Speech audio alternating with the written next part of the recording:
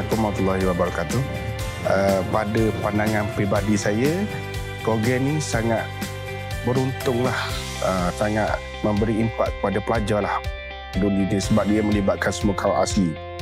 Pelajar begitu teruja lah datang sini dengan belajar bersama daerah-daerah lain. Kalau kita tengok daripada prestasi pembelajaran dia orang lah untuk subjek, ada beberapa subjek lah kita buat kat sini. Kita tak boleh nak ukur terus secara singkat untuk 3 hari ni. Tapi kita sebelum dan selepas satu subjek tu kita tengok ada teknik-teknik baru dia dapat di sini. Sebelum tu di teknik yang biasa dia orang dapat di sekolah biasa je, tapi apabila di sini ada teknik lain, bermakna ada improvement daripada teknik tu. Itulah bagi saya ada bagus untuk peningkatan pembelajaran mereka.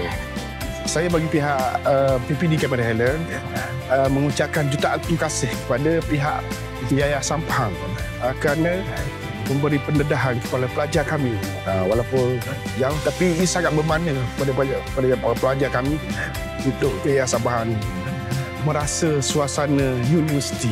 Itu yang penting. Okey, terima kasih banyak Yayasan Pahang.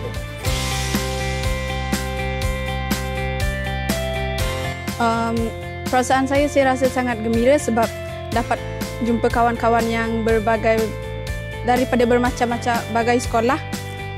Satu lagi dapat berjumpa dengan guru-guru yang cemerlang yang dapat memberi saya banyak motivasi untuk dan lagi semangat untuk menghadapi ujian SPM. Terima kasih kepada Yayasan Pahang kerana memilih saya dan rakan-rakan yang lain untuk menyertai program ini.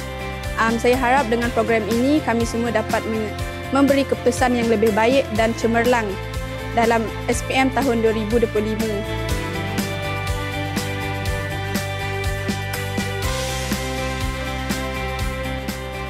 Daripada program yang diajukan oleh Yayasan Pahang ni, selama 3 hari 2 malam saya dapat cara untuk menjawab SPM yang baru, cara-cara menjawab dia yang betul dan tepat.